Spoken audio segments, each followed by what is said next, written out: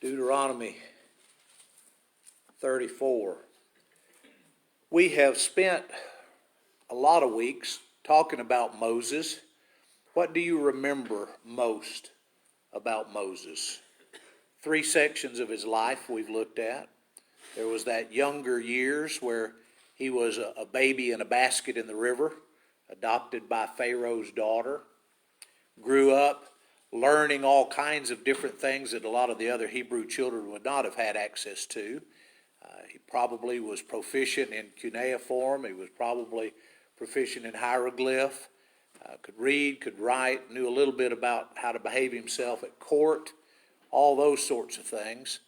And then killed an Egyptian slave master and eventually left Egypt, moved to Midian, where he worked for Jethro, married one of Jethro's daughters, was a shepherd for about 40 years, and ended up meeting God on the mountain when a burning bush was burning but didn't go out.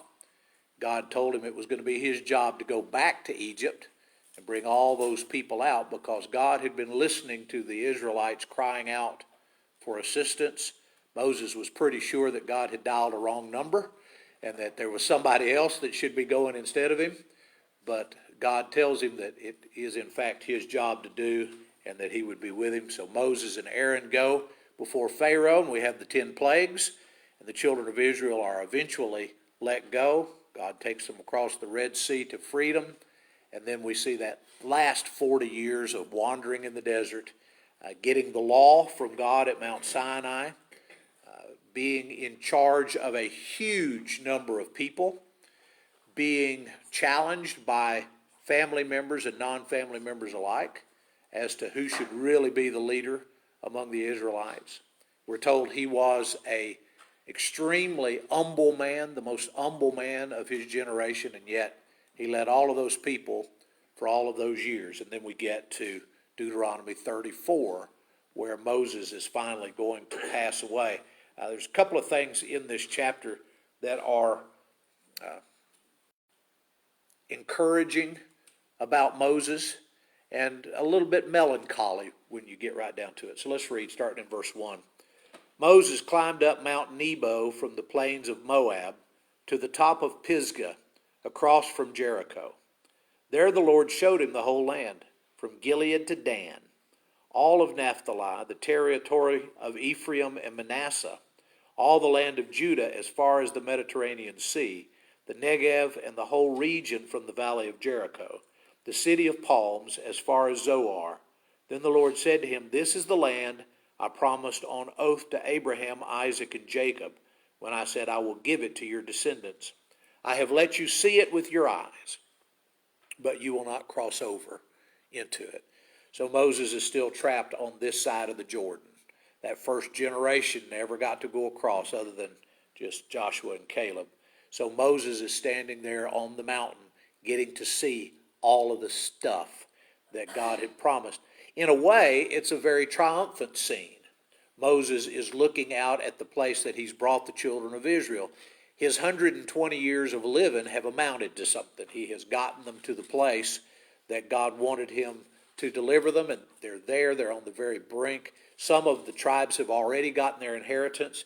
I don't know if you noticed, but it said that he could see from the top of the mountain. He could see from Gilead to Dan. Dan is one of the tribes who's already received their inheritance. Naphtali, Ephraim, and Manasseh, all of them had already received their inheritance. The land of Judah is a little bit of a forerunner. It wasn't really belonging to Judah yet. They had to go in and conquer it before Judah took place. But he could see all of it. Can you imagine? You just want to build a cabin on top of this deal and be able to see it. That's quite a panoramic view that God gave Moses. And then on the sad side, he wasn't going to get to be in on the victory. He wasn't going to get to cross the Jordan. He wasn't going to get to walk around in the land of Canaan. Now, Abraham, Isaac, Jacob, Joseph, our heroes in Genesis, all of them had been in Canaan at one time or another. Moses was born in Egypt, lived his life in Midian and in Egypt, and when he dies short of Canaan. As far as I know, Moses never set foot in Canaan. But he got a huge number of people to the brink of that victory and right to the place where they could cross over. Verse 5, Moses, the servant of the Lord, died there in Moab, as the Lord had said. He buried him in Moab, in the valley opposite Beth Peor, but to this day no one knows where his grave is. Now this was written thousands of years ago. Still nobody knows where his grave is. Moses was 120 years old when he died, yet his eyes were not weak, his strength was not gone. The Israelites grieved for Moses in the plains of Moab 30 days until the time of weeping and mourning was over. In our generation, even if you're as famous as Moses, do you get a whole month? No, we pretty much get a weekend or a week is about all we can hope for. Joshua the son of Nun was filled with the spirit of wisdom because Moses had laid his hands on him. So the Israelites listened to him and did what the Lord commanded Moses. Since then, no prophet has risen in Israel like Moses, whom the Lord knew face to face, who did all the signs and wonders the Lord sent him to do in Egypt, to Pharaoh and to all of his officials and to the whole land. For no one ever has shown the mighty power or performed the awesome deeds that Moses did in the sight of all Israel. So there's two things going on here. You remember the passage we read, I will raise up a prophet from among the people like you.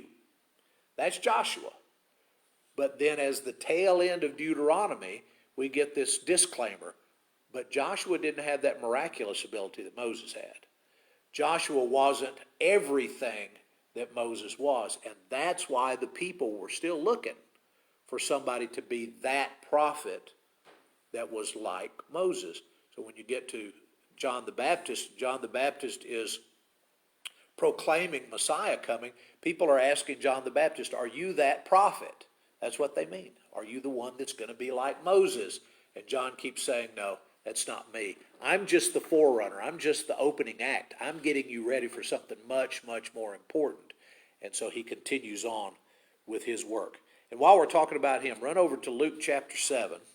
Don't lose your place on that page because we're coming back to Joshua in just a minute. Luke chapter 7, verse 18.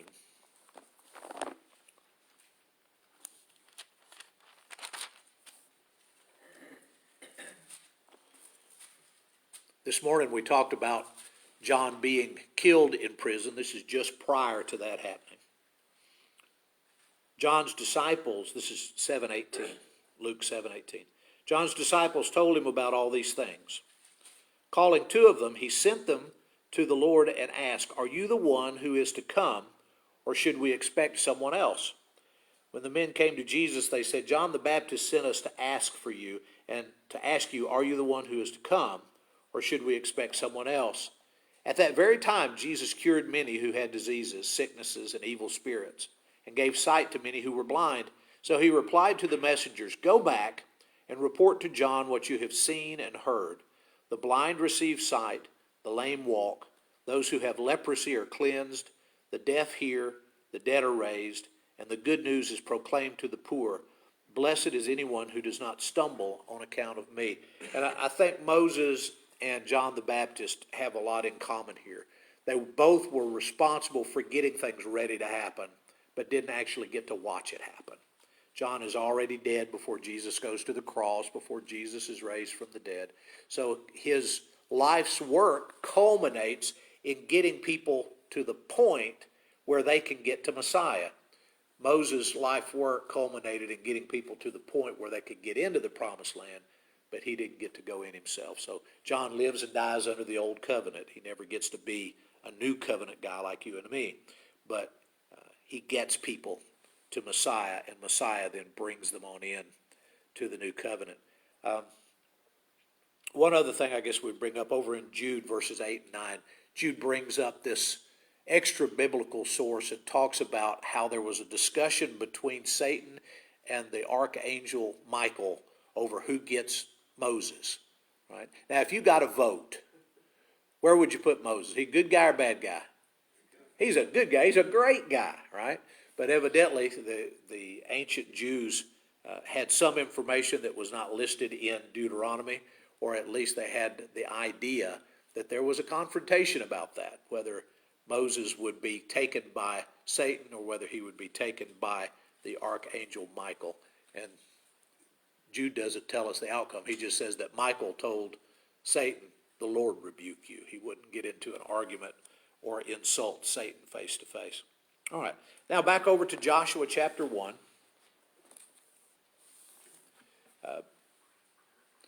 I don't remember which game system it was, probably a Nintendo. In fact, I'm pretty sure it was Nintendo that we used to have. And somebody gave us a game called X.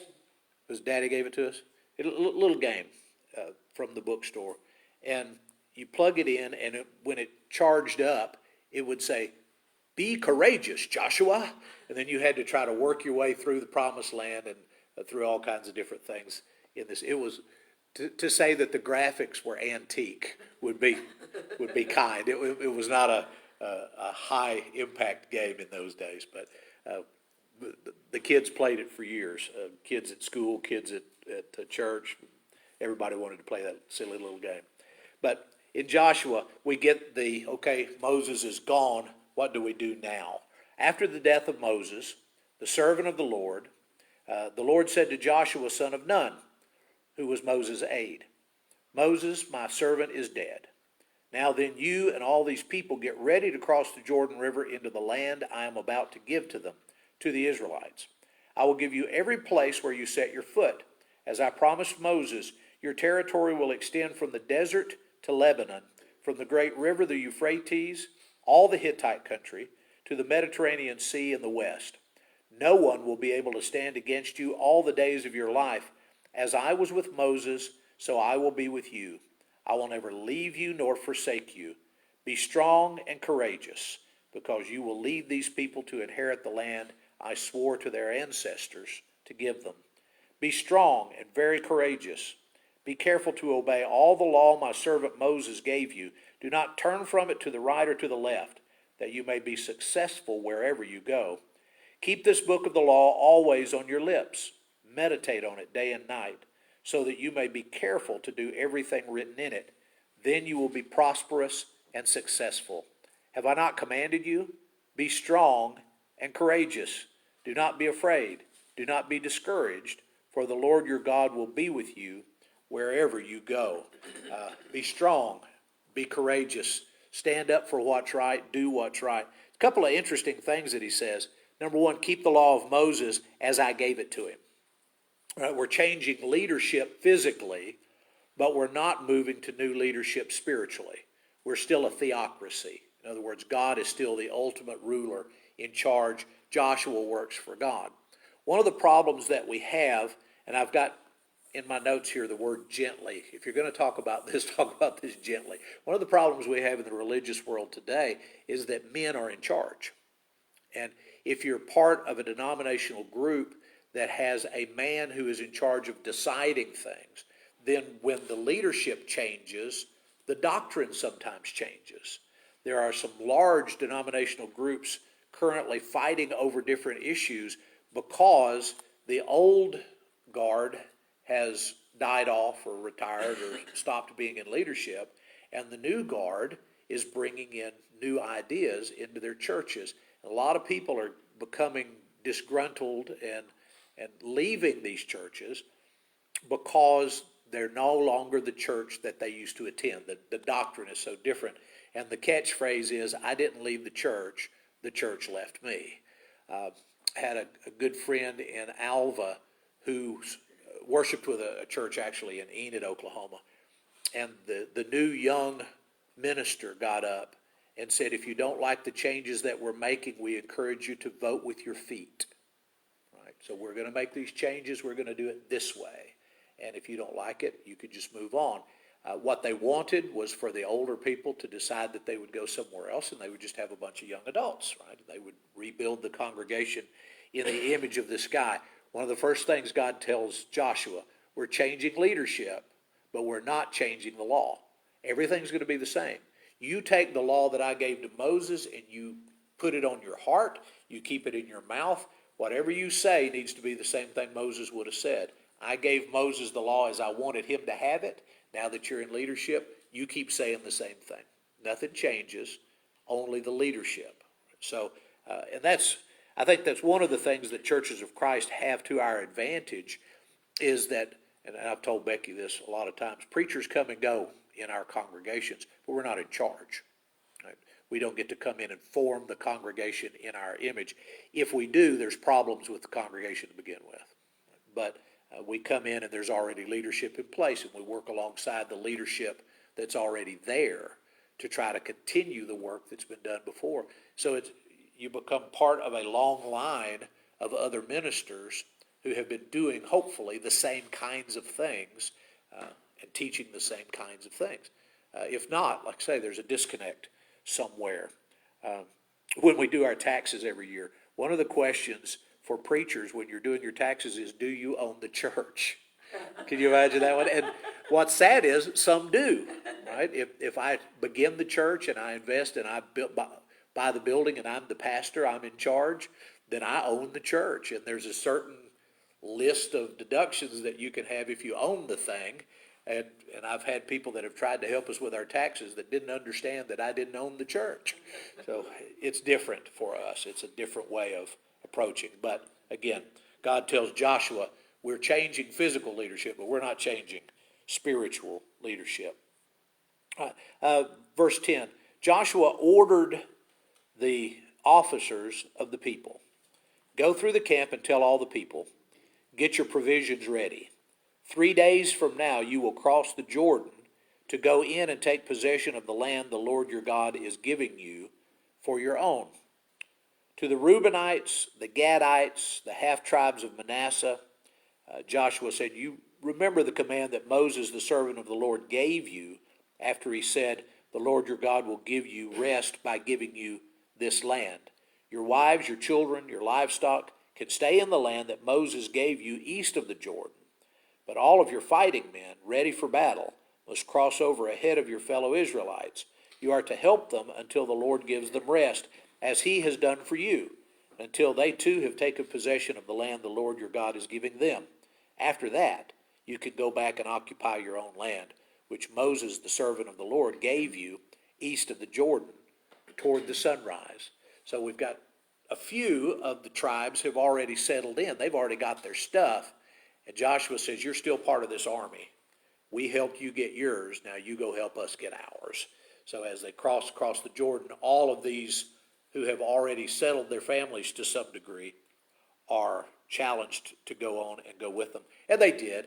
But imagine how difficult it would be for you. Let's say you're from the half tribe of Manasseh and your wife and kids are only, 50 miles over there.